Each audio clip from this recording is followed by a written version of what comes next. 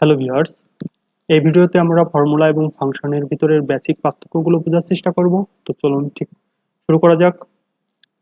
লক্ষ্য করলে দেখতে পারবেন এখানে এবিসি প্রাইভেট ব্যাংক লিমিটেডের রেভিনিউ দেওয়া আছে। রেভিনিউটাকে চারটি ভাগে ভাগ করা আছে, যথা first quarter, second quarter, third quarter এবং ফোর্থ কোয়ার্টার। আমরা টোটাল রেভিনিউ অর্থাৎ রেভিনিউগুলোর যোগফল যথাক্রমে ফর্মুলা এবং ফাংশনের মাধ্যমে আলাদা আলাদাভাবে করব এবং ফর্মুলা এবং ফাংশনের ভিতরে পার্থক্য বোঝার চেষ্টা করব।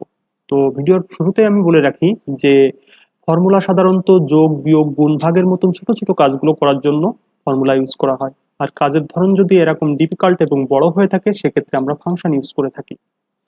তো বেসিক্যালি ফর্মুলা শুরুর আগে আমরা ইজ ইকুয়াল টু দিই, দেন ফার্স্ট কোয়ার্টার একটা প্লাস চিহ্ন, দেন সেকেন্ড কোয়ার্টার একটা প্লাস চিহ্ন, দেন থার্ড কোয়ার্টার একটা প্লাস চিহ্ন, দেন ফোর্থ কোয়ার্টার।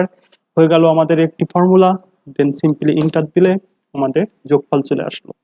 এখন সেম কাজটি আমি যদি ফাংশনের মাধ্যমে করতে চাই সেক্ষেত্রে আমি কি করব, ইজ ইকুয়াল দেবো, দিয়ে সাম ফাংশন টাইপ করলাম। সাম ফাংশন টাইপ করলে দেখেন সামের সাথে যতগুলো ফাংশন আছে সেগুলো এখানে চলে যাচ্ছে।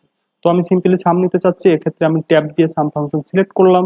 দেন এটাকে সিলেক্ট করলাম করে মাউসের লেফট বাটন ক্লিক করে এ পর্যন্ত নিয়ে আসলাম। দেন ব্র্যাকেট ক্লোজ করলাম, ইন্টার দিলাম।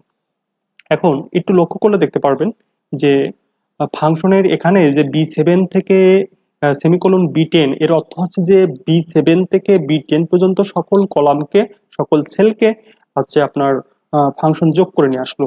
আর এক্ষেত্রে ফর্মুলায় আপনি দেখেন সিম্পলি একটা ইজ ইকুয়াল টু B7 যোগ B8 যোগ B9 যোগ B10, এইভাবে ফর্মুলাগুলো লেখা হয়। আশা করি এই ভিডিও থেকে আপনারা ফাংশন এবং ফর্মুলার ভিতরে বেসিক পার্থক্য বুঝতে পেরেছেন। তো সবাইকে ধন্যবাদ।